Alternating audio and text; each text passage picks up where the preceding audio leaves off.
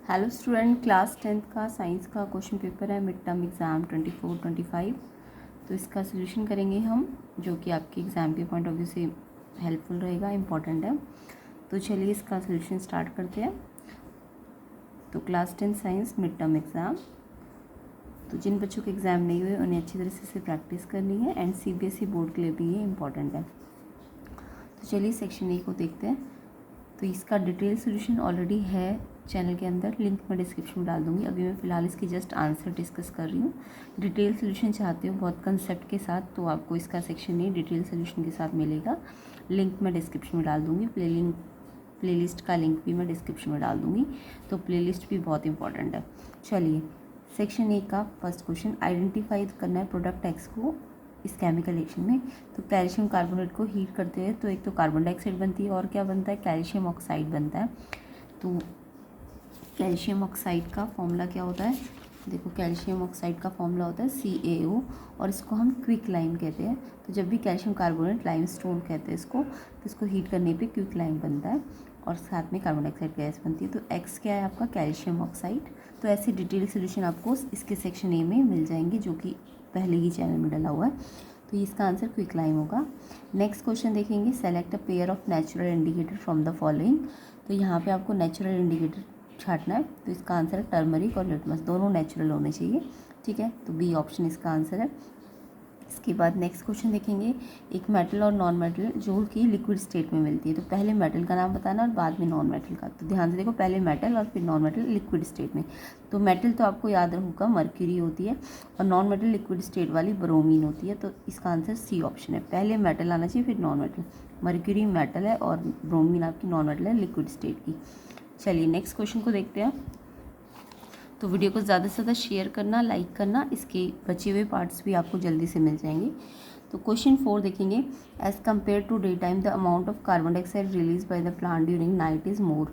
Day time की comparison में carbon dioxide जो प्लांट रिलीज करते हैं वो नाइट में ज़्यादा करते हैं। रीज़न क्या है, तो इट इज़ स्टोर्ड इन ईवो plant during day time, plant do not respire during day time, it is not produced during daytime, या major amount of carbon dioxide produces used up for photosynthesis during day time. तो यहाँ पे answer photosynthesis वाला है, क्योंकि day time पे ज़्यादातर जो कार्बन डाइऑक्साइड है वो प्रोड्यूस होती है, यूज़ हो जाती है ना, यूज़ होती है। फोटोसिंथेसिस में कार्बन डाइऑक्साइड यूज़ होती है, ऑक्सीजन प्रोड्यूस होती है बट कार्बन डाइऑक्साइड यूज़ हो जाती है फोटोसिंथेसिस में। तो इसका आंसर आपका डी ऑप्शन है, डी ऑप्शन ठीक है। ठीक है, तो सारे जो करेक्ट है पेंसिल वाले वो ठीक नहीं है, जो मैं बता रही हूँ आंसर वो ठीक है। तो ये फोटोसिंथेसिस वाला इसका रीज़न है। तो फोटोसिंथेसिस में यूज़ हो जाती है सारी कार्बन डाइऑक्साइड डे टाइम में। ठीक है, तो फिफ्थ क्वेश्चन का आंसर देखेंगे, number of chromosome in parents and offspring of a particular species under going sexual reproduction remain constant. Reason क्या है इसका, जो क्रोमोसोम होते हैं वो आपके हाफ हो जाते हैं at the time of gamete formation. D option है इसका आंसर। सिक्स्थ देखेंगे, यहाँ पे आपको हार्ट का डायग्राम बना हुआ है, P, Q और R पूछा है क्या क्या है। तो इसका आंसर आपका फर्स्ट सेकंड थर्ड ठीक है, फर्स्ट सेकंड थर्ड ये तीनों ठीक है, करेक्ट पूछा है। तो फर्स्ट सेकंड और थर्ड, डी ऑप्शन इसका आंसर है। डिटेल सोल्यूशन आपको इससे प्रीवियस वीडियो में मिलेंगे, तो चेक कर लेना। अभी मैं जस्ट इनके आंसर्स डिस्कस कर रही हूँ। Seeds are called product of sexual reproduction because they, तो इसका आंसर है आपका सेवेंथ का A, form by fusion of gametes. Sexual में फ्यूजन ऑफ गैमेट्स से सेक्शुअल रिप्रोडक्शन के प्रोडक्ट बनते हैं। ठीक है, नेक्स्ट क्वेश्चन देखेंगे। नेक्स्ट क्वेश्चन है, कौन सा स्टेटमेंट ट्रू नहीं है थायरॉक्सिन के बारे में। तो इसका आंसर है आपका, it regulate melatonin protein and fat metabolism. Melatonin regulate करता है, तो ये आपका ट्रू नहीं है। ठीक है, तो सी वाला ट्रू नहीं है, ट्रू नहीं वाला ढूंढना है, तो ये सी ऑप्शन इसका आंसर है। ठीक है, तो आंसर जो मैं बताऊंगी वो है ठीक। नेक्स्ट देखेंगे, नेक्स्ट है ये आपका डायग्राम बना हुआ है, तो इसमें पूछा गया है कि कैसे अफेक्ट करेगा एक्सपेरिमेंट। तो इसमें इसका आंसर सी होना चाहिए, vacuum generated will not be maintained. Next देखेंगे, why do we put glycerine on the slide before mounting of the leaf peel. तो इसका आंसर होगा आपका 10th का D option, avoid drying of the cell. ठीक है, ये आंसर है इसका, to avoid drying of the cell. अगला देखेंगे, a student want to obtain an erect image of an object using a concave mirror. Erect मतलब virtual होती है ना, वर्चुअल इरेक्ट इमेज। तो जब भी वर्चुअल इरेक्ट हो तो कॉनकेव मिरर का जो स्पेशल केस होता है वो उस पे आपको जाना होता है। तो यहाँ पे ये याद रखना है इस पॉइंट को, जब भी वर्चुअल इरेक्ट बोले और साथ में कॉनकेव मिरर बोले तो स्पेशल केस होता है। इसमें क्या होता है, जो ऑब्जेक्ट होता है वो कहाँ होना चाहिए, ये आपको कंडीशन याद रखनी है। तो पोल और फोकस के बीच में होना चाहिए। ऑब्जेक्ट का जो पोजीशन है वो पोल और फोकस के बीच में होनी चाहिए, यानी कि पोल को हम 0 कंसीडर करेंगे और फोकस जितना भी दिया होगा आपको क्वेश्चन में तो वो रेंज में आपका ऑब्जेक्ट होना चाहिए। ठीक है, तो ऑब्जेक्ट 0 से 10 के बीच में रखना है, तभी आपका वर्चुअल इरेक्ट इमेज बनती है कॉनकेव मिरर में। तो इसका मतलब आंसर क्या होगा, तो डिस्टेंस ऑफ द ऑब्जेक्ट कितना होगा, 10 से कम होगा, क्योंकि 0 से 10 में 0 से 10 के बीच में आना चाहिए, 10 भी नहीं आना चाहिए। अगर करेक्ट 10 हो गया ना, यानी कि फोकस पे ऑब्जेक्ट रख दिया आपने, है ना, करेक्ट 10 का मतलब अगर आपने फोकल लेंथ करेक्ट 10 ले ली तो 10 का मतलब फोकस पे रखा है ना आपने ऑब्जेक्ट को, तो इमेज तो कहाँ चली जाती है, फिर इन्फिनिटी पे चली जाती है ना। और इमेज अगर इन्फिनिटी पे चली गई, अगर करेक्ट फोकल लेंथ पे रख दिया तो फोकस पे आपने ऑब्जेक्ट को रखा तो इमेज कहाँ बनती है, इमेज आपकी इन्फिनिटी पे बनती है। अगर इमेज इन्फिनिटी पे बनती है तो फिर वो रियल बन जाती है। कैसी बन जाती है, रियल। तो यहाँ पे 10 भी इंक्लूड नहीं करना, 0 से 10 का मतलब 10 से कम होना चाहिए। यानी कि जब भी आपको वर्चुअल इरेक्ट और कॉनकेव मिरर बोले स्पेशल केस, तो आपको ऑब्जेक्ट याद रखना है पोल से फोकस के बीच में होना चाहिए। तो यानी रेंज क्या होगी, 0 से लेके जो भी फोकल लेंथ होगी, बट फोकल लेंथ नहीं होनी चाहिए, तो 10 से कम ही आना चाहिए आंसर। तो इसका फोकल लेंथ आपको 10 दिया है ना, तो 10 से कम यानी लेस देन 10 पे वर्चुअल एंड इरेक्ट इमेज बनेगी। अगर करेक्ट 10 हो जाता तो फिर इन्फिनिटी पे रियल इमेज बन जाती है। ठीक है, रियल और इन्वर्टेड 10 पे बनती है। जब इरेक्ट चाहिए तो 10 से कम होना चाहिए। ए ऑप्शन इसका करेक्ट आंसर होगा। तो ऐसे डिटेल सोल्यूशन आपको इससे प्रीवियस पार्ट में मिलेंगे, तो चेक कर लेना। एंड प्लेलिस्ट में भी डिटेल सोल्यूशन होंगे, कंसेप्ट होंगे, वो भी आप चेक कर लेना। अब यहाँ पे आपको 3 इंडिसेस दिए है, रिफ्रैक्टिव इंडिसेस दिए हुए आपको। एयर का दिया है 1.52, वाटर का दिया है, एंड सॉरी पहले ग्लास का दिया है, ये ग्लास का है, और ये एयर का है, ये एयर का है, ये ग्लास का है, और ये वाटर का है। अब आपको बोला है कि रिफ्रैक्टिव इंडिसेस के बेसिस पे स्पीड ऑफ लाइट को ऑर्डर को अरेंज करो। कैसे अरेंज करना है, डिक्रीजिंग ऑर्डर में। तो स्पीड ऑफ लाइट को डिक्रीजिंग ऑर्डर में। अब आपको एक पॉइंट याद रखना होता है इसमें, हमेशा रिफ्रैक्टिव इंडेक्स जो होता है ना वो स्पीड के इन्वर्सली प्रोपोर्शनेट होता है। रिफ्रैक्टिव इंडेक्स जो होता है स्पीड के इन्वर्सली प्रोपोर्शनेट होता है। जैसे कि अगर मैं रिफ्रैक्टिव इंडेक्स 1 से 2 का बोलूँ, तो रिफ्रैक्टिव इंडेक्स 1 से 2 का मतलब 2 का रिफ्रैक्टिव है, किसकी रिस्पेक्ट में, 1 की रिस्पेक्ट में है। ठीक है, इसको कैसे पढ़ोगे, 2 का रिफ्रैक्टिव है किसकी रिस्पेक्ट में, 1 की रिस्पेक्ट में। तो 2 का रिफ्रैक्टिव है तो 2 की स्पीड नीचे आनी चाहिए और 1 की स्पीड ऊपर आनी चाहिए। लाइट की स्पीड 1 में ऊपर और 2 में नीचे। तो यानी रिफ्रैक्टिव और स्पीड एक दूसरे के इन्वर्सली होते हैं। यानी जिसका रिफ्रैक्टिव सबसे ज़्यादा होता है उसका स्पीड सबसे कम होता है। ठीक है, तो जिसका रिफ्रैक्टिव सबसे ज़्यादा उसका स्पीड सबसे कम होता है। तो यहाँ पे अगर मैं सबसे ज़्यादा रिफ्रैक्टिव देख रही हूँ तो ग्लास का सबसे ज़्यादा है। डिसेंडिंग ऑर्डर का मतलब आपको रिफ्रैक्टिव को पहले डिसेंडिंग में लगाना, पहले ग्लास का आएगा, फिर वाटर का आएगा, फिर एयर का आएगा। अब ग्लास, वाटर और एयर का आपने क्या लगाया है, डिसेंडिंग ऑर्डर लगाया है। तो अब आपको स्पीड का डिसेंडिंग भी पूछा है। तो ग्लास का अगर रिफ्रैक्टिव ज़्यादा है तो ग्लास का तो सबसे कम स्पीड होगा ना।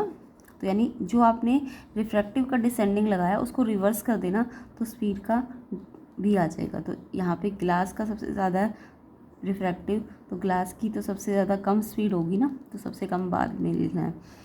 तो आपको डिसेंडिंग बोला है तो रिफ्रैक्टिव को भी आप पहले डिसेंडिंग में लगाओ और फिर स्पीड आपको इसको उल्टा कर देना है। यानी कि एयर यहाँ आ जाएगा, वाटर यहाँ आ जाएगा, ग्लास यहाँ आ जाएगा।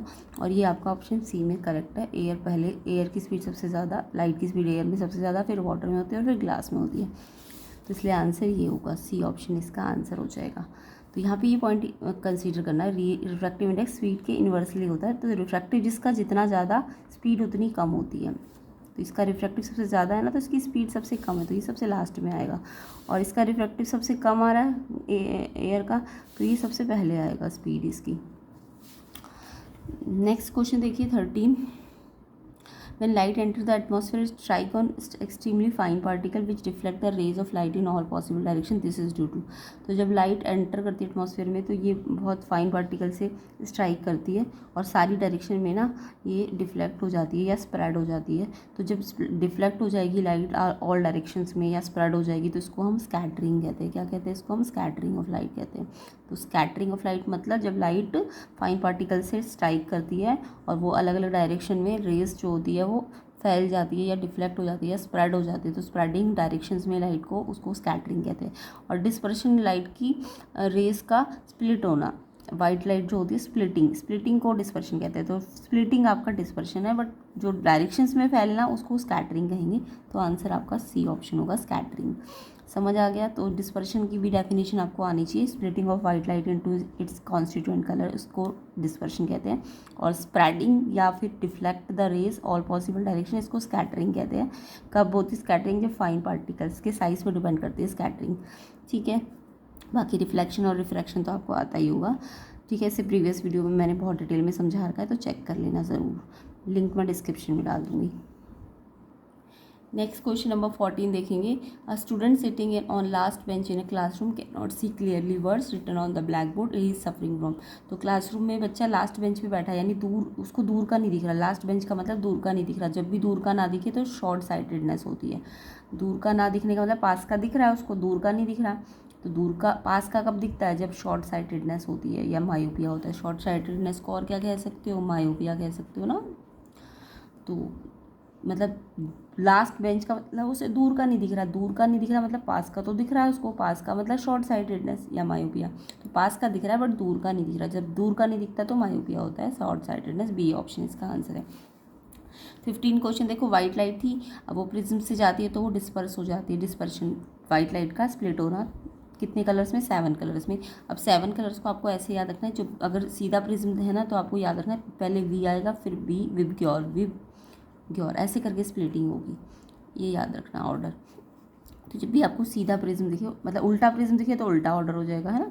यानी कि फिर वी ऊपर आ जाएगा, विब ग्योर फिर ऊपर से नीचे लिखेंगे। अभी मैंने सीधा प्रिज्म है ना ये, तो मेरे को ये जो है इसका ऑर्डर नीचे से शुरू करना है, विब ग्योर।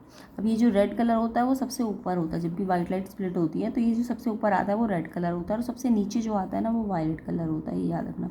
रेड कलर की वेवलेंथ जो होती है सबसे ज़्यादा होती है। रेड कलर की वेवलेंथ जो होती है लॉन्गेस्ट होती है, याद रखना। और फिर जैसे जैसे नीचे जाओगे ना वेवलेंथ छोटी होती जाएगी। तो सबसे शॉर्टेस्ट वेवलेंथ किसकी होती है? आपकी वायलेट कलर की होती है। ये भी याद रखना आपको। और वेवलेंथ लॉन्गेस्ट है तो इसका मतलब ये लीस्ट डेविएट होता है। ये लीस्ट डेविएट होता है। कौन सा कलर लीस्ट डेविएट होता है? Red colour. और मोस्ट डेविएट कौन सा होता है? जिसकी शॉर्टेस्ट वेवलेंथ है। तो ये सबसे ज़्यादा डेविएट होता है, मोस्ट डेविएट होता है। तो आपको ये पॉइंट याद रखने होते हैं। समझ आ गया? तो यहाँ पे पी पूछा है, पी और क्यू। देखो पहले पी बोला है, बाद में क्यू बोला है। तो पहले ध्यान रखना, पहले क्या बोला? पी पहले बोला है। तो पी क्या होना चाहिए? वॉयलेट होना चाहिए। और क्यू ऊपर है ना, तो क्यू क्या होना चाहिए? रेड होना चाहिए। तो पहले वॉयलेट आएगा क्योंकि पहले पी है फिर क्यू है। तो पहले वॉयलेट फिर रेड। तो वॉयलेट रेड ये वाला है। अगर आप ध्यान से ऑर्डर नहीं देखोगे ना तो फिर वॉयलेट रेड और कहीं भी लिखा हुआ है, यहाँ पे भी लिखा हुआ है। तो आपको ध्यान देना, पहले पी है क्वेश्चन में फिर क्यू है। तो पहले वॉयलेट आएगा फिर रेड आएगा। समझ आ गया ये ऑर्डर? तो ऐसे करके याद रखना है। नेक्स्ट देखेंगे, which of the following are property of acids. कौन सी एसिड्स की प्रॉपर्टी? एसिड्स बिटर टेस्ट के होते हैं? नो, एसिड तो हमारे सॉर टेस्ट के होते हैं। तो ये तो गलत है। They react with metal to produce hydrogen, ये ठीक है। येस, वो हाइड्रोजन गैस बनाते हैं जब वो मेटल से रिएक्ट करते हैं। बट कॉपर के केस में, सिल्वर के केस में नहीं बनाते हैं। बाकी जितने भी रिएक्टिव मेटल्स है या मॉडरेट रिएक्टिव मेटल है वहाँ पे ये हाइड्रोजन गैस बनाते हैं। इजीली सॉल्युबल है वाटर में, येस ये भी ट्रू है। तो ये दोनों ट्रू है, बाकी ये फर्स्ट वाला फॉल्स है। तो एसिड की प्रॉपर्टी पूछिए तो सेकेंड और थर्ड है क्यू और आर। सी ऑप्शन इसका आंसर है। नेक्स्ट देखिए, एजर्शन रीजंस है। तो डिटेल मैंने आपको इससे प्रीवियस वीडियो में करा रखा है, तो इसलिए चेक कर लेना। Assertion, hydrogen gas not evolve the zinc react with nitric acid. तो यहाँ पे मैंने नाइट्रिक एसिड की प्रॉपर्टी आपको बताई थी कि जो नाइट्रिक एसिड होता है ना वो सारी मेटल के साथ, वैसे एसिड क्या होता है मेटल के साथ H2 गैस बनाता है, एसिड क्या करता है, मेटल के साथ मेटल सॉल्ट और H2 गैस बनाता है। बट नाइट्रिक एसिड जो होता है ना, एक्सेप्शन होता है, HNO3, ये किसी भी मेटल के साथ नहीं बनाता H2। क्यों नहीं बनाता, इसका रीज़न मैंने आपको बताया था। जो HNO3 होता है नाइट्रिक एसिड, ये क्या करता है, मेटल को ना, मेटल से H2 बनती है, ऐसा नहीं है बनती नहीं है, बट H2 ना ऑक्सीडाइज हो जाती है H2O में। तो H2 बन के ऑक्सीडाइज हो जाती है। तो पहले H2 बनी, लेकिन वो उसको ऑक्सीडाइज होके वो H2 से क्या किस में कन्वर्ट हो जाती है, वाटर में कन्वर्ट हो जाती है। तो HNO3 सारी मेटल्स के साथ H2 नहीं बना पाता, क्योंकि H2 बनते ही H2O में बदल जाती है। ठीक है, तो इसलिए ये सारी मेटल के साथ ना करके कुछ ही मेटल जैसे मैग्नीशियम, मैग्नीज, इनके साथ ही ये रिएक्ट करके क्या बनाता है, H2 बना पाता है। बाकी सारी मेटल्स के साथ ये, जैसे जिंक के साथ अगर आपने लिया ना, तो इसमें H2 नहीं बनेगा, तो ये रिएक्शन नहीं होगा, क्योंकि H2 जैसे ही बनेगी वो वाटर में चेंज हो जाएगी। क्लियर हो गया। तो सिर्फ किसके साथ ये बनाएगा, मैग्नीशियम और मैग्नीज के साथ। तो क्वेश्चन में बोला कि हाइड्रोजन गैस नहीं बनती जिंक के केस में। यस, जिंक के केस में हाइड्रोजन नहीं बनेगी, तो एजर्शन बिल्कुल ठीक है।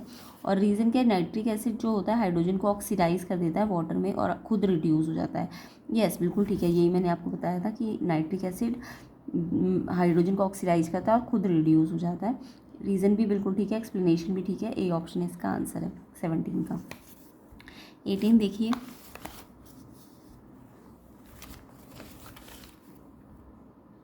Probability of survival of one organism produce through sexual reproduction. Sexual reproduction में जो सर्वाइवल की प्रोबेबिलिटी होती है वो ज़्यादा होती है। यस, बिल्कुल ठीक है,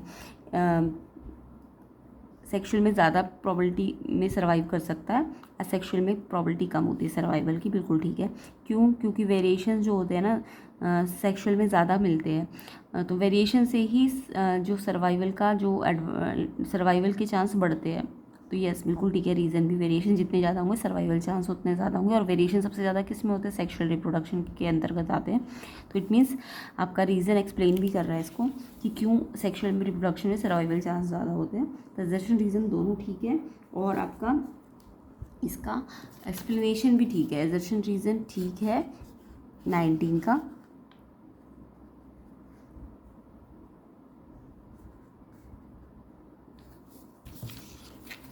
अच्छा, अभी मैंने 18 नहीं समझाया, अभी करा देती हूँ।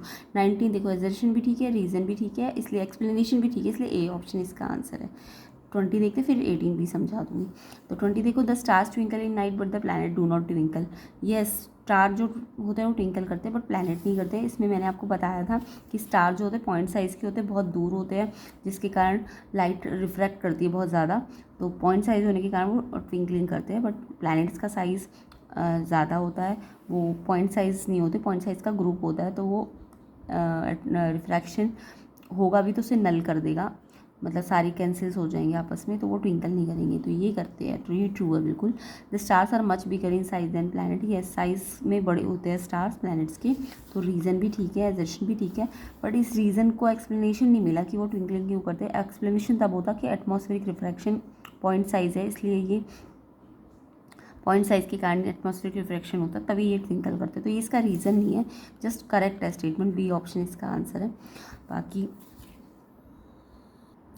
18 में देखो, एजर्शन है zinc metal reddish brown coating gets reddish brown coating when kept in copper sulphate solution for some time. तो जिंक मेटल का अगर हम रिएक्शन करें कॉपर सल्फेट के साथ, तो देखो जिंक जो होती है कॉपर सल्फेट के सोल्यूशन में डालते हैं, कॉपर सल्फेट ब्लू कलर का सोल्यूशन होता है, और जब जिंक कॉपर सल्फेट में डलती है तो जिंक क्या करती है, कॉपर में से सल्फेट को डिस्प्लेस करती है, तो जिंक सल्फेट बनाती है, क्योंकि जिंक रिएक्टिव मेटल होती है। जिंक और कॉपर में जिंक रिएक्टिव ज़्यादा होती है, क्योंकि जिंक ऊपर है ना रिएक्टिविटी सीरीज में, तो जिंक सल्फेट को अपने में डिस्प्लेस करती है और कॉपर अलग कर देती है, और कॉपर का कलर रेड ब्राउन कर देती है। पहले ब्लू था, रेड ब्राउन हो जाता है। तो जिंक सल्फेट का कलर रेड ब्राउन नहीं होता, कॉपर का कलर रेड ब्राउन होता है। तो बाकी ये इन्होंने लिखा ठीक है, बट कलर गलत बोल दिया। तो बट बाकी है तो ठीक कि जिंक ने क्या करा, कॉपर सल्फेट सोल्यूशन में से कलर चेंज किया है, तो कलर चेंज किया, इट मीन सजेशन आपका ठीक है। बट रीज़न को देखिए तो कॉपर ज़्यादा रिएक्टिव है जिंक से, नहीं, कॉपर थोड़ा ना रिएक्टिव, जिंक ज़्यादा रिएक्टिव, तो रीज़न बिल्कुल गलत है। तो सजेशन ठीक, रीज़न गलत, ऑप्शन सी इसका आंसर है। कमेंट करके बताना आपको कितने क्वेश्चन समझ आए, अच्छी तरीके से डिटेल सोल्यूशन अगर आप चेक करना चाहते हो तो इससे प्रीवियस वाली वीडियो को ज़रूर देखना। अभी हम इसके सेक्शन बी को थोड़ा डिटेल में करेंगे, तो सेक्शन बी सी को देख लेते हैं। एंड अदर पार्ट्स के लिए कंप्लीट सोल्यूशन के लिए आपको कम से कम वीडियो को शेयर करना है, लाइक करना है, ज़्यादा से ज़्यादा शेयर, ज़्यादा से ज़्यादा लाइक करो। ज़्यादा से ज़्यादा लाइक मतलब कम से कम 1000 लाइक आपको जल्दी से जल्दी देने, ताकि इसका कंप्लीट सोल्यूशन आपको मिल जाए। तो नेक्स्ट देखते हैं section B. On heating eggs at 373 kelvin it loses water molecule and become Y. Doctor use for supporting fractured bone in the right position. यहीं से पता चल गया आपको, आंसर हिंट मिल गया ना। फ्रैक्चर्ड बोन में क्या यूज़ होता है, प्लास्टर ऑफ पेरिस, है ना। तो उसका रिएक्शन बनाना है आपको। किससे बनता है ये बताना है कि पहले आपने एक्स को हीट किया होगा इतने टेम्परेचर पे, तो इससे इसके वाटर मॉलिक्यूल लॉस्ट हो गए होंगे और ये फिर वाई बन गया होगा। और वाई का यूज़ डॉक्टर ने फ्रैक्चर्ड बोन्स में किया, तो वाई मतलब क्या, पीओपी। तो पीओपी किससे बनती है आपको पता है, जिप्सम से बनती है। तो यहाँ पे रिएक्शन लिखना है पीओपी वाला। प्लास्टर ऑफ पेरिस देखो जिप्सम से बनता है। तो जिप्सम में क्या होता है, कैल्शियम सल्फेट में 2 वाटर मॉलिक्यूल्स होते हैं। कितने वाटर मॉलिक्यूल्स होते हैं इसके पास, 2 वाटर मॉलिक्यूल्स होते हैं जिप्सम के पास। जब आप हीट करते हो टेम्परेचर भी बहुत ध्यान रखना है, इतना होना चाहिए 373, इससे ज़्यादा नहीं होना चाहिए, यानी कि 100 डिग्री सेल्सियस से ज़्यादा नहीं होना चाहिए। इसका रीज़न पूछेंगे क्वेश्चन में।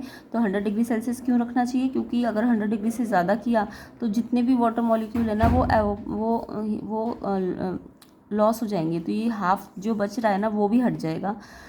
तो यानी कि 100 डिग्री से अबव टेम्परेचर होते ही सारे वाटर मॉलिक्यूल्स एवोपरेट हो जाएंगे और फिर प्लास्टर ऑफ पेरिस जो बनेगा वो सेट नहीं हो पाएगा, क्योंकि इसमें हाफ बचना, कितना 2 में से कितना बचना चाहिए, हाफ बचना चाहिए। अगर आपने टेम्परेचर ज़्यादा किया तो ये हाफ भी उड़ जाएगा। तो इसलिए एवोपरेट होने से बचाने के लिए, इसको डेड प्लास्टर से बचाने के लिए हम इसको इतने टेम्परेचर पे रखना चाहिए। हमको इसको इतने ही टेम्परेचर पे हीट करना चाहिए। कैलोरी में बोले तो 373, सेल्सियस में बोले तो 100 डिग्री।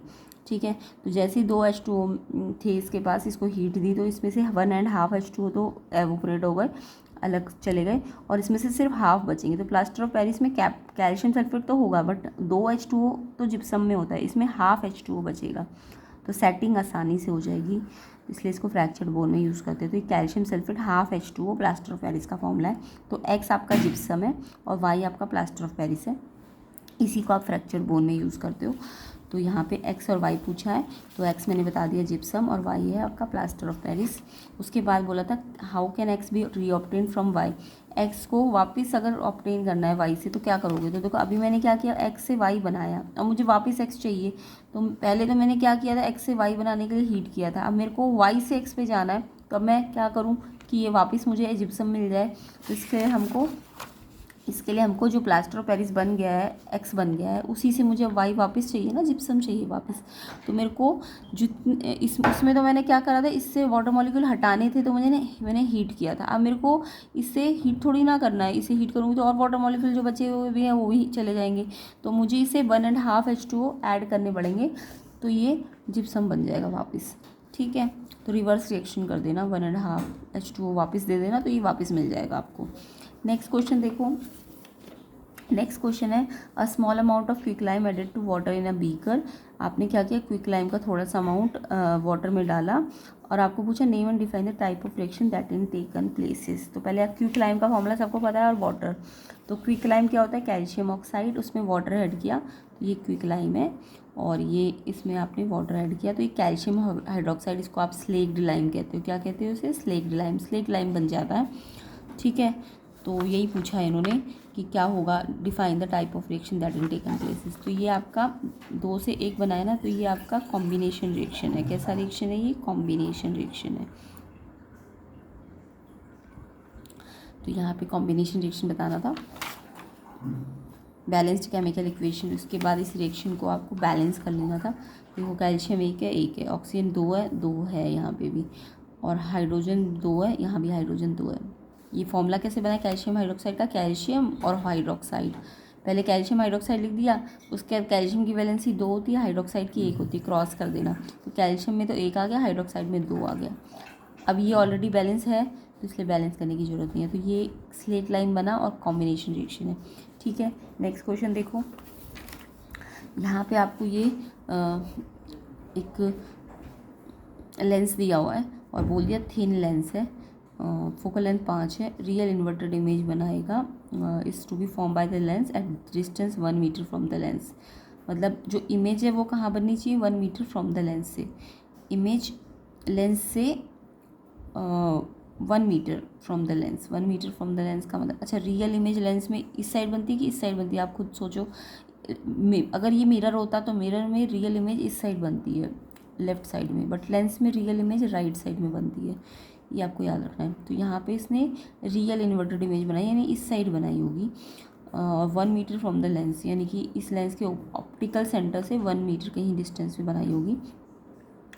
और फिर आपको शो करना है calculation where should be object placed. तो ऑब्जेक्ट कहाँ रखा होगा, यानी आपको यू निकालना है। ऑब्जेक्ट की प्लेसिंग को यू कहते हैं, तो यू आपको निकालना है क्वेश्चन में। तो आपको गिवन क्या कि आपको देखो इस लेंस का फोकल लेंथ तो दे रखी है 5 मीटर है, और रियल इमेज बना रहा है, यानी यहाँ इस साइड बना रहा है। इस साइड के साइन कन्वेंशन हम प्लस लेते हैं, याद रखना। तो लेंस में याद रखना, लेंस में जब भी रियल इमेज बनती है लेंस में तो रियल इमेज के लिए हम माइनस साइन नहीं लेते, प्लस साइन लेते हैं। लेंस में रियल के लिए प्लस लेते हैं, वर्चुअल के लिए माइनस लेते हैं, ठीक है, याद रखना। तो रियल इमेज है, यानी कि इसका इमेज का डिस्टेंस आपको बोला है 1 मीटर, और ये प्लस में है क्योंकि रियल है। और फोकल लेंथ 5 है। थिन लेंस बोल दिया तो कॉन्वेक्स लेंस है ये, है ना। थिन लेंस का मतलब ये एक कॉन्वेक्स लेंस है। क्योंकि कॉन्वेक्स लेंस ही रियल इमेजेस बना सकता है। जो कॉन्केव लेंस है वो सिर्फ वर्चुअल इमेज बनाता है, ये आपको याद रखना है। कॉन्केव लेंस कैसी इमेजेस बनाता है, उसके 2 ही केस होते हैं ना, 2 केस होते हैं, इसके 6 केस होते हैं। तो ये 2 केस वाला तो सिर्फ वर्चुअल बनाता है। कॉन्केव लेंस वर्चुअल इमेजेस बनाता है। वर्चुअल का साइन लेंस में नेगेटिव लेना होता है, याद रखना। तो यहाँ पे कॉन्वेक्स है तो फोकल लेंथ पॉजिटिव होती है कॉन्वेक्स की, है ना। तो ये +5 है। वी आपको रियल बोल दिया तो प्लस ही साइन लेना है। अब आपको यू निकालना है क्वेश्चन में, तो आप लेंस फॉर्मूला लगाओ। लेंस फॉर्मूला क्या है, 1/f 1/v माइनस 1/u। ये लेंस है तो इसलिए यहाँ माइनस है, अगर मिरर होता तो ये प्लस होता, ठीक है। अब यहाँ माइनस है। अब v आपको 1 दिया है, 1/1 1/u आपको निकालना है। ये f5 है, अब ये 1/u निकालना है। तो आपको क्या करना है, ये 1/u माइनस में है ना, तो इसकी साइड तो मैंने चेंज की, ये प्लस में कर दिया, इसकी बदली तो ये तो यहीं रहेगा 1, और ये यहाँ आएगा, है ना। इसकी तो मैंने चेंज करी क्योंकि माइनस था, इसको इधर भेजा और इसको इधर ले आई, तो ये प्लस है तो ये माइनस हो गया। अब एलसीएम लेना तो सबको आता होगा, 1 और 5 का 5, 1 1 जा 1, 5 1 जा 5। एलसीएम लेके इसे फ्रैक्शन को सॉल्व करना है। ये आ गया आपका 4/5। 1/u 4/5। अब u निकालना है, तो ये जो 1/u आया है तो उल्टा कर दो इसे, तो इसको भी उल्टा कर दो तो 5/4 आ जाएगा, यानी कि u आपका 5/4 होगा, ठीक है। ये आपकी u की पोजीशन होगी।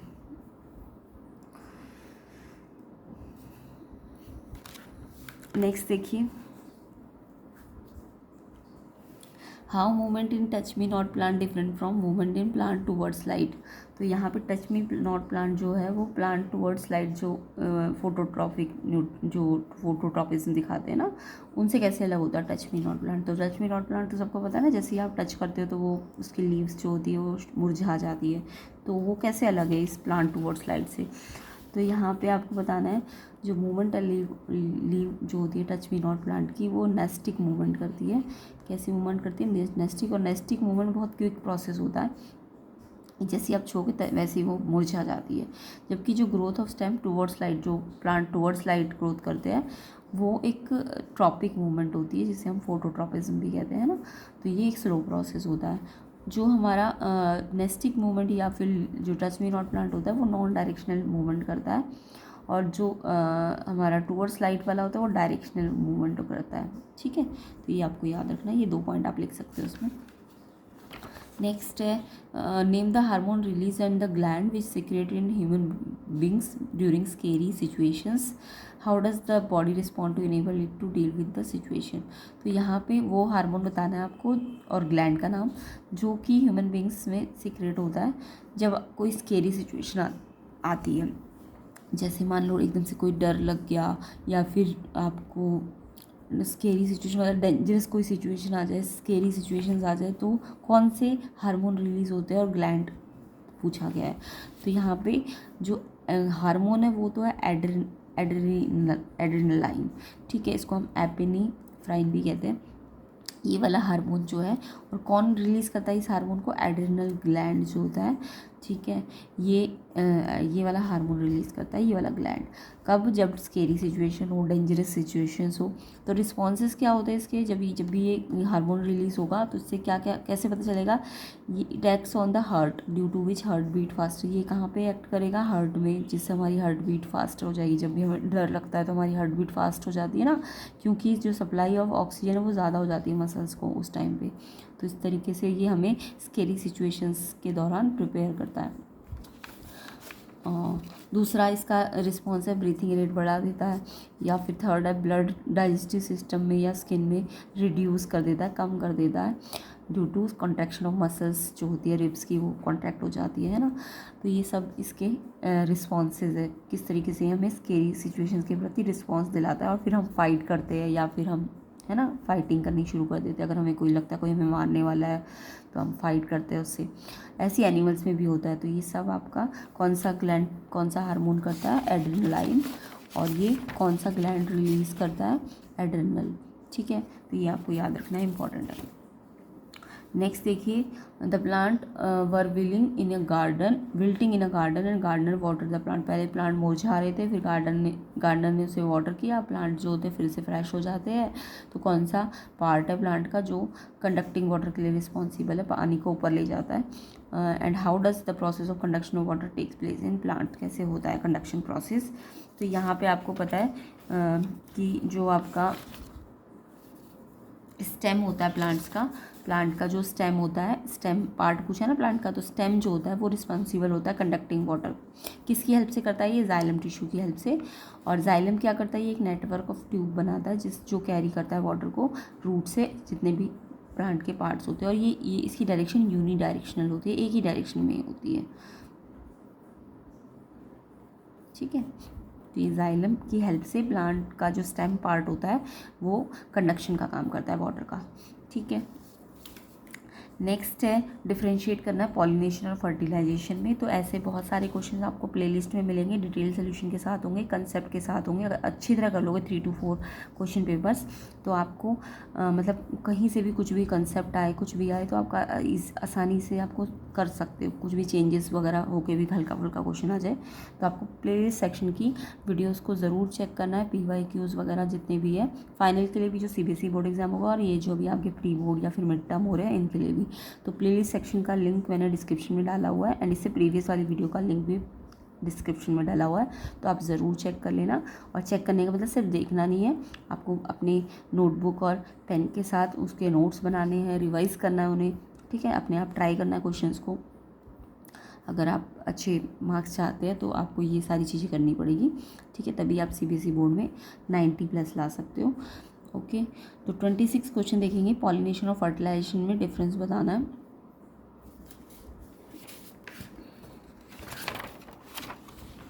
तो यहाँ पे अगर हम पॉलिनेशन की बात करें 26 क्वेश्चन में, पॉलिनेशन क्या है? ये एक ऐसा प्रोसेस है जिसमें पोलन मतलब सीड्स जो होते हैं ट्रांसफ़र होते हैं फ्लावर के एंथर से स्टिग्मा में, या तो सेम फ्लावर के या अनदर फ्लावर के। अगर सेम फ्लावर के एंथर से स्टिग्मा में जा रहे हैं तो उसे सेल्फ पॉलिनेशन कहते हैं। और अगर अनदर फ्लावर के एक फ्लावर के एंथर से दूसरे फ्लावर के स्टिग्मा में जाएंगे तो वो आपका जो दूसरा वाला पॉलिनेशन होता है, एक सेल्फ होता है, एक क्रॉस पॉलिनेशन हो जाएगा। ठीक है, जब अनदर फ्लावर है तो क्रॉस पॉलिनेशन, सेम फ्लावर है तो सेल्फ पॉलिनेशन। अच्छा, पॉलिनेशन के बारे में और पॉइंट लिख सकते हो। ये आउटर पार्ट में होता है, फ्लावर के आउटर पार्ट में होता है, और ये सिर्फ फ्लावरिंग प्लांट्स में ही होता है पॉलिनेशन। ठीक है, नॉन फ्लावरिंग प्लांट्स में नहीं होता। अब बात करते हैं फर्टिलाइजेशन की। तो fertilization fusion of male and female gametes का जो प्रोसेस है प्लांट में भी हो सकता है, ऑर्गेनिज्म में भी हो सकता है, तो उसको हम फर्टिलाइजेशन कहते हैं। ये इनसाइड होता है, या तो फ्लावर में या ऑर्गेनिज्म में इनसाइड होता है ये।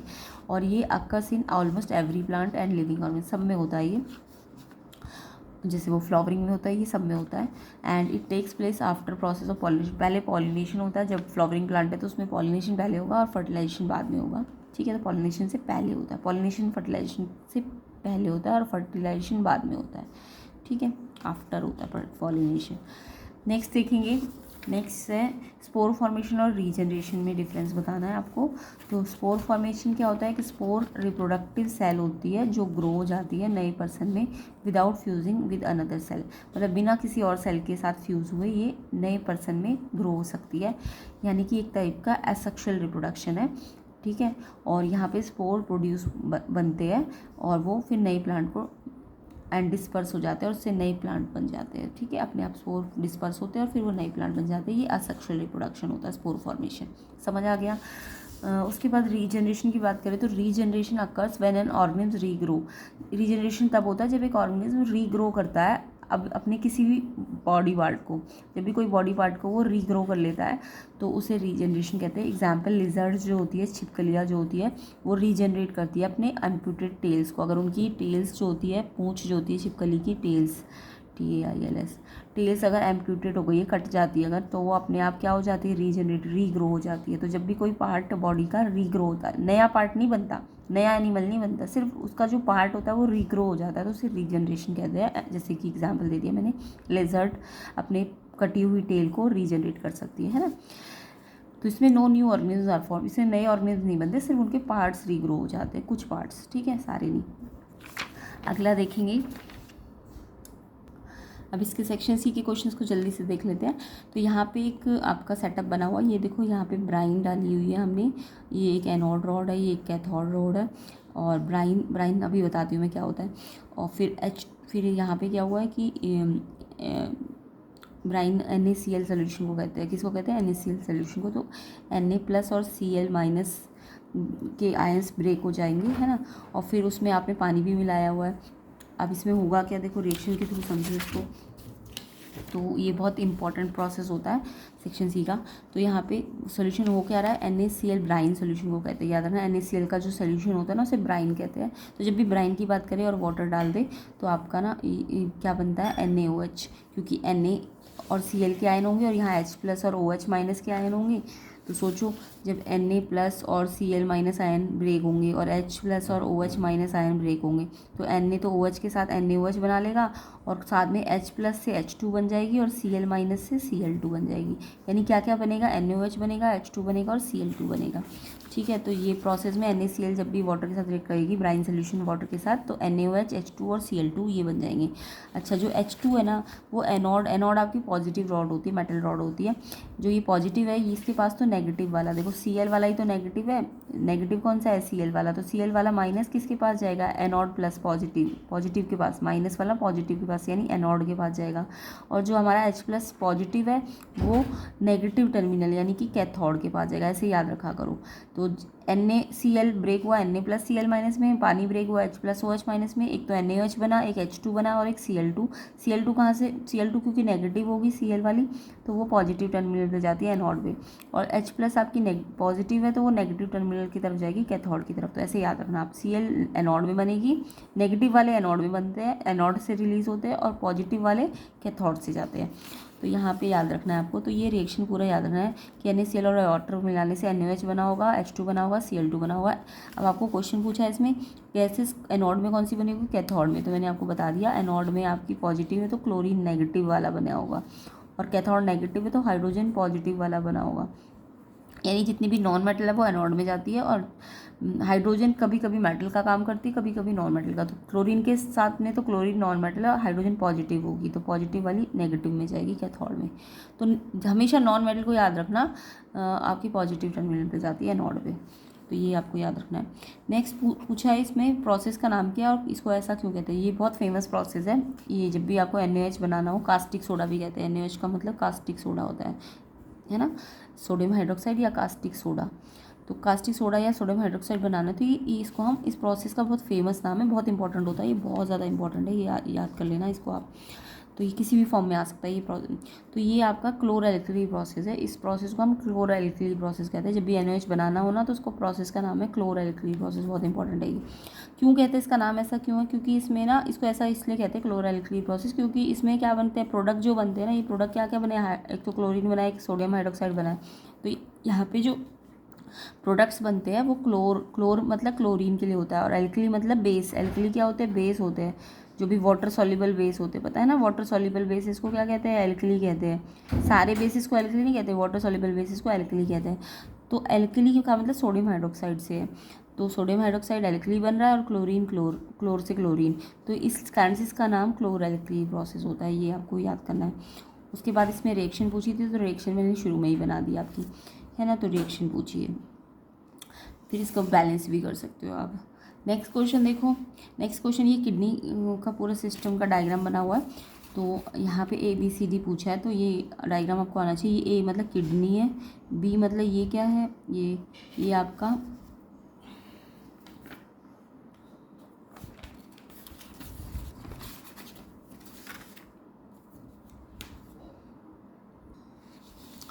तो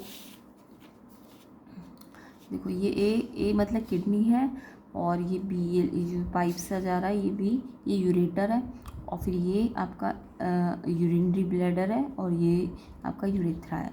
तो ए क्या है? Kidney, B ureter, C urinary bladder, और D यूरेथ्रा। इंपॉर्टेंट है ये डायग्राम। बायो के जितने भी डायग्राम होते हैं लेबलिंग करनी आनी आपको चाहिए।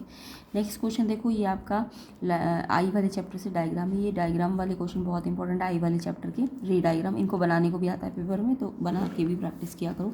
तो यहाँ पे आपको दिख रहा है, ये आई में जो ये आपको पता है ना, ये कॉर्निया से तो लाइट एंटर करती है और रेटिना पे इमेज बनाती है। तो यहाँ पे इमेज रेटिना से बाहर चली गई, तो जब भी इमेज रेटिना पे ना बन के रेटिना से बाहर जा रही है, यानी कि बाहर जाने का मतलब आपको दूर का दिख रहा होगा, पास का नहीं दिख रहा होगा। बाहर जाने का मतलब समझ गए? ये बाहर चली गई ना, तो आपको दूर का दिख रहा है।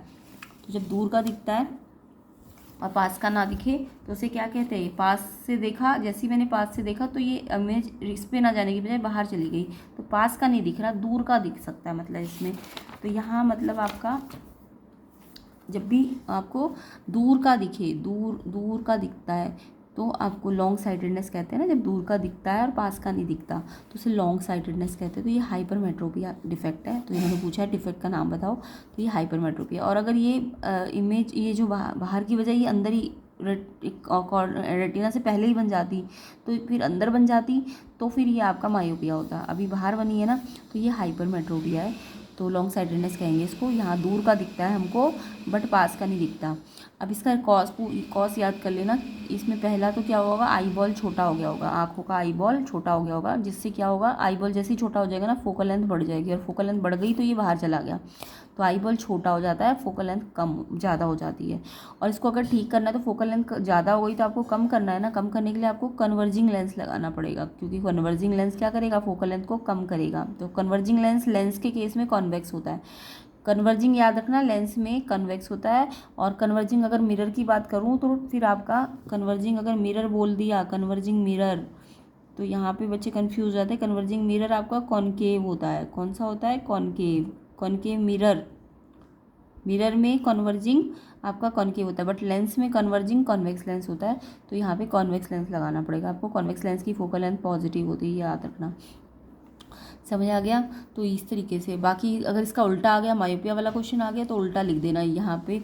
अगर ये यहाँ दूर ना बन के अंदर बन जाता, तो फिर ये मायोपिया होता। आई बॉल बड़ा हो जाता, लॉन्ग हो जाता, फोकल लेंथ उसमें कम हो जाती है, और उसमें कॉन्वेक्स की जगह कॉनकेव लेंस लगाते, तो वो वाला क्वेश्चन भी आ सकता है। तो इसलिए ये वाला अगर आता है, तो दूसरा वाला भी आप कर सकते हो। नेक्स्ट देखो, draw a ray diagram to show refraction through a rectangular glass slab. तो आपको यहाँ पे रिफ्रैक्शन दिखाना है, किस में दिखाना है? एक रेक्टेंगुलर ग्लास स्लैब में। तो एक रिफ्रैक्शन प्रिज्म वाला आता है, और एक रेक्टेंगुलर ग्लास स्लैब का आता है। तो ये दोनों ही आपको आने चाहिए। तो मैंने प्रिज्म वाला तो इससे प्रीवियस वीडियोज़ में, और इससे जो प्लेलिस्ट सेक्शन है वहाँ पे सिखा रखा है, तो चेक कर लेना प्लेलिस्ट को, जितने भी उसके 3 to 4 क्वेश्चन पेपर्स है।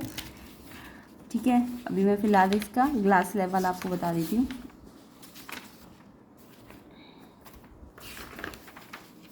तो देखो 30 क्वेश्चन में अगर मेरे को ग्लास स्लैब वाला डायग्राम बनाना, तो पहले एक ग्लास स्लैब ऐसे बना दिया करो। ये ग्लास स्लैब है। अब ग्लास स्लैब में सबसे पहले ये इंसिडेंट रे आती है। इंसिडेंट रे को ऐसे करके स्केल से खींचना, ये इंसिडेंट रे है, ये यहाँ पे इंसिडेंट करेगी। अब इसमें आपको इस ग्लास स्लैब में एक परपेंडिकुलर लाइन खींचनी पड़ेगी। तो इंसिडेंट रे ये है, और फिर इस ग्लास स्लैब के परपेंडिकुलर ग्लास स्लैब के परपेंडिकुलर खींचना है ना, ग्लास स्लैब पे परपेंडिकुलर आना चाहिए। तो ये नॉर्मल होता है हमारा। और ये इंसिडेंट रे और ये नॉर्मल है, इसके बीच में जो एंगल बनेगा वो आई इंसिडेंस एंगल होगा। अब ये इंसिडेंस रे ऐसे से आई तो ये जानी तो ऐसे चाहिए थी, अगर इसे मैं स्केल से ही, इसको स्केल से ही रख के ऐसे बढ़ाऊँ तो ये ऐसे जानी चाहिए थी, है ना, ऐसे जानी चाहिए थी। लेकिन एक्चुअल में ये अपने पाथ से ना हल्का सा क्या हो जाएगी, पहले मुड़ जाएगी। क्यों? क्योंकि ये एयर से आ रही थी। एयर कैसा है आपका, एयर आपका रेयर मीडियम है। एयर कैसा है, एयर से आने का मतलब रेयर मीडियम है। रेयर मीडियम में लाइट की स्पीड जो होती है ना, स्पीड ऑफ लाइट, वो बहुत मैक्सिमम होती है। तो जहाँ स्पीड ऑफ लाइट मैक्सिमम होगी वहाँ पे रेयर मीडियम होगा। एयर स्पीड लाइट ज़्यादा होती है ना, तो इसलिए ये रेयर मीडियम है, या ज़्यादा होती है, वो रेयर मीडियम होता है। और फिर ये ग्लास में घुस रही है। अब ये देखो, ये गिलास है, तो गिलास में क्या होता है, गिलास में स्पीड डेंसर होता है। गिलास कैसा मीडियम है, डेंसर, क्योंकि पार्टी सॉलिड है तो डेंसर होगा ना, सॉलिड के पार्टिकल पास पास होते हैं। तो यहाँ पे जो लाइट की स्पीड है ना, स्पीड ऑफ लाइट है, वो कम हो जाती है, स्पीड ऑफ लाइट लेस हो जाती है। तो रेयर मीडियम उसे कहते हैं जिसमें लाइट की स्पीड ज़्यादा होती है, और डेंसर मीडियम उसे कहते हैं जिससे लाइट की स्पीड कम होती है। तो स्पीड कम होती है क्योंकि डेंसर, तो लाइट को चलने में मुश्किल होगी ना। तो डेंसर मीडियम में आती लाइट ना अपने एक्चुअल पाथ जो इसका इंसिडेंट रे का ये वाला होना चाहिए था, उससे ना, उसमें ना जाके रेयरर से डेंसर पे जाएगी, तो लाइट अपने पाथ से थोड़ा पहले मुड़ जाती है, यानी ये इधर से पहले मुड़ जाएगी, ऐसे इस रास्ते पे ना जाके इससे पहले ही मुड़ जाएगी। ठीक है, समझ आ गया। तो अब ये इंसिडेंट रे और ये रिफ्रैक्टेड रे है। ये कौन सी रे है, रिफ्रैक्टेड, ये रिफ्रैक्टेड रे है। अब रिफ्रैक्टेड रे और इस नॉर्मल के बीच में ये एंगल आर बन जाएगा। ठीक है, अब फिर से लाइट को बाहर निकलना है, तो अब फिर से नॉर्मल खींच दो इस ग्लास स्लैब पे, इस ग्लास स्लैब पे नॉर्मल खींच दो। तो अब आपका लाइट का पाथ जाना कैसे चाहिए था, ऐसे, ये वाला। अब रिफ्रैक्टेड रे को बढ़ाओगे तो ये ऐसे ऐसे जाना चाहिए था, लेकिन ये अब ना डेंसर से फिर से रेयर पे जा रही है, बाहर जा रही है ना, ये डेंसर से रेयर पे। तो अब ये अपने इस वाले पाथ को ना बना के अब ये क्या करेगी, उल्टा करेगी। ये इस पाथ की जगह थोड़ा सा अवे बैंड हो जाएगी, कि क्या हो जाएगी, इस नॉर्मल से अवे, नॉर्मल से ये जो पाथ था ये वाला चलना चाहिए था, बट इससे इस वाले पाथ से अब ये अवे हो जाएगी। और कितना अवे होगी, इतना अवे होगी कि इस पैरेलल लाइन, ये जो इंसिडेंट रे चल रही थी ना, इस इंसिडेंट रे के पैरेलल जानी चाहिए। इतना अवे करना कि इस इंसिडेंट को अगर मैं एक्सटेंड करूँ तो इसके पैरेलल चली जाए। ये इंसिडेंट रे है आपकी, है ना, इंसिडेंट रे है। तो इंसिडेंट रे के जो इमर्जेंट रे होगी, इमर्जेंट, लास्ट वाली रे को हम इमर्जेंट रे कहते हैं। ये जो इमर्जेंट रे होगी, अब ये वाला एंगल ई बन रहा होगा। पहले ये देखो अपने पाथ से पहले मुड़ गई, और अब ये डेंसर से रेयर पे जाएगी, तो अपने पाथ से जो भी पाथ होना चाहिए था, अब एक्चुअल वाला ये वाला इससे अवे होगी। और कितनी अवे होगी कि इंसिडेंट रे के पैरेलल जाए।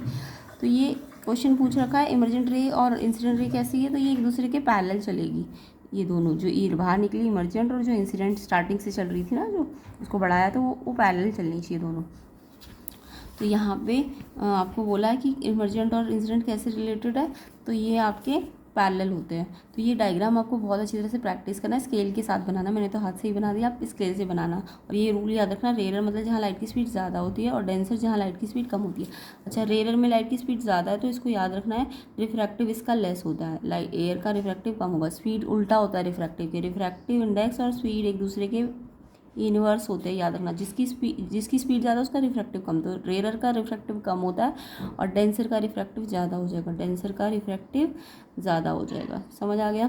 तो ये पॉइंट एक्स्ट्रा मैंने बता दिए इसी के साथ। तो ये लिखने नहीं है आपको, ये मैंने एक्स्ट्रा बताई, ये आपको सिर्फ डायग्राम बनाना है और ये सिंबल दिखाने हैं IRE, और ये दिखाना है कि ये इसके पैरेलल चली गई है। नेक्स्ट है व्हाट इज़ लेटरल डिस्प्लेसमेंट। तो यहाँ पे लेटरल डिस्प्लेसमेंट को मैंने आपको समझा ही दिया है कि ये क्या है, कि लाइट जब रेयर से डेंसर पे जाएगी तो वो अपने एक्चुअल पाथ से थोड़ा सा डिस्प्लेस हो जाएगी। ये जो डिस्प्लेसमेंट होता है इसी को हम लेटरल डिस्प्लेसमेंट कहते हैं। तो इसे आप वर्ड में लिख सकते हो, a ray of light travel in certain line path. जब वो लाइन पाथ पे चलती है तो आफ्टर रिफ्रैक्शन ये ग्लास स्लैब से जब रिफ्रैक्शन करती है तो ये इमर्ज हो जाती है इन डायरेक्शन। कैसी डायरेक्शन में इमर्ज, ये इमर्ज कहाँ पे हुई, पैरेलल टू इंसिडेंट रे। और ये चलना ऐसे चाहती थी, बट ये देखो इतनी डिस्प्लेस हो गई। फाइनल डिस्प्लेसमेंट देखो तो इतना डिस्प्लेसमेंट हो गया इसका। तो जब ये लाइन पाथ से आफ्टर रिफ्रैक्शन जाएगी तो ये इमर्ज हो जाएगी direction parallel to original direction. जो ओरिजिनल डायरेक्शन है उसके पैरेलल चली जाएगी, बट हल्का सा डिस्प्लेस हो जाती है लाइन से। तो इसलिए इसको, इस डिस्प्लेसमेंट को ही हमने क्या नाम दिया है, लेटरल डिस्प्लेसमेंट। समझ आ गया। तो इसे लेटरल डिस्प्लेसमेंट कहेंगे। ये ग्लास स्लैब में हो जाता है। तो 30 क्वेश्चन आपको समझ आ गया। इसका चॉइस वाला क्वेश्चन देख लो जल्दी से। State the law of refraction of light. Law of refraction of light तो आपने पढ़ा भी होगा, स्नेल्स लॉ जिसे हम कहते हैं कि ratio of sine I to sine R, ये वर्ड्स में लिख लेना, ratio of sine I to sine R is some constant and this constant is R I refractive index. तो इसको स्नेल्स लॉ भी कहते हैं और इसे लॉ ऑफ रिफ्रैक्शन भी कहते हैं। अच्छा, स्नेल्स लॉ आएगा तो सिर्फ इतना लिख के आना, इसे वर्ड्स में लिखना, ratio of sine of incidence to sine of refraction equals to some constant, Snell's law.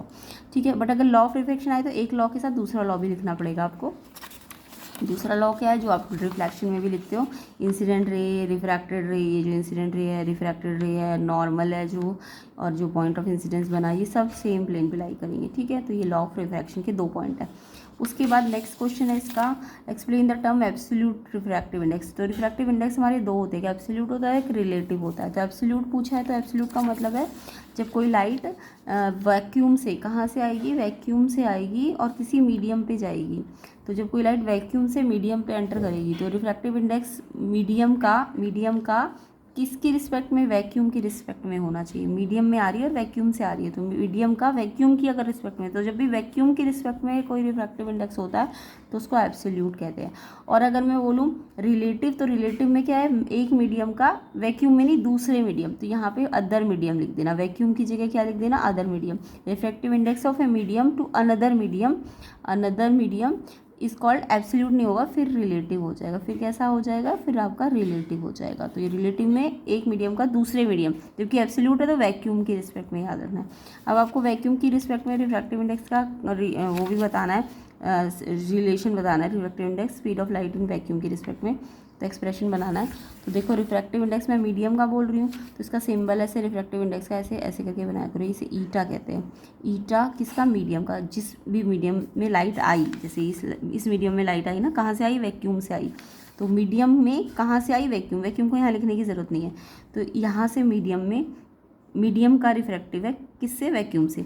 तो मैंने आपको बताया मीडियम का रिफ्रैक्टिव है, तो मीडियम की लाइट की स्पीड मीडियम में तो नीचे आनी चाहिए, मीडियम का बोला है तो मीडियम की स्पीड लाइट की नीचे आनी चाहिए और वैक्यूम की स्पीड लाइट की ऊपर आनी चाहिए। तो इसे सी कहेंगे, ये कांस्टेंट रहती है, इसकी वैल्यू याद कर लो, 3 × 10⁸ होता है और ये वी मीडियम। अब इस फॉर्मूले में आपको रख देना होता है, ये तो आपको फिक्स होता है, क्या पता ये निकालना हो, क्या पता ये निकालना हो। अगर रिफ्रैक्टिव दिया है मीडियम का तो ये रख दो, तो ये निकालना होगा, तो ये यहाँ ये देखो ये यहाँ चला जाएगा और ये नीचे आ जाएगा, तो ऐसे करके। तो अगर वी मीडियम की निकालनी हो तो 3 × 10⁸ को आप, ये जो मीडियम का रिफ्रैक्टिव इंडेक्स होगा क्वेश्चन में अगर दिया होगा तो आप रख के निकाल लेना, और अगर रिफ्रैक्टिव ही निकालना हो तो फिर इस फॉर्मूले में रख के निकाल लेना। तो ऐसे करके आपको ये क्वेश्चन करना है। नेक्स्ट है 31, red colour is selected for danger signals. जो रेड कलर होते हैं वो डेंजर सिग्नल्स के लिए सेलेक्ट किए जाते हैं। इसका रीज़न क्या है, ये मैंने अभी थोड़ी देर पहले आपको प्रिज्म में बताया था कि वेवलेंथ जो होती है ना रेड कलर की सबसे लंबी होती है, जिसके कारण वो सबसे कम डेविएट होता है। सबसे कम डेविएट होगा तो ईजिली आपको ना easily seen by your eyes, ये पॉइंट लिख लेना आप। तो इसलिए डेंजर सिग्नल जितने भी होते हैं या एम्बुलेंस के कलर होते हैं वो रेड कलर के होते हैं, क्योंकि वो रेड कलर सबसे कम डेविएट होता है, फेड नहीं होता, इसकी वेवलेंथ सबसे ज़्यादा होती है क्योंकि।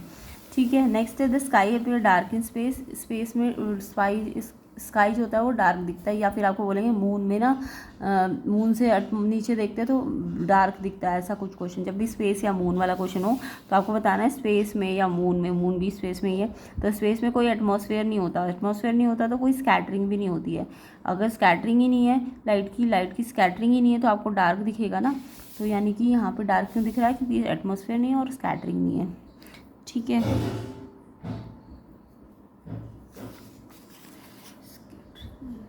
तो समझ आ गया ना, स्पेस में एटमॉस्फेयर नहीं होता या मून में एटमॉस्फेयर नहीं होता।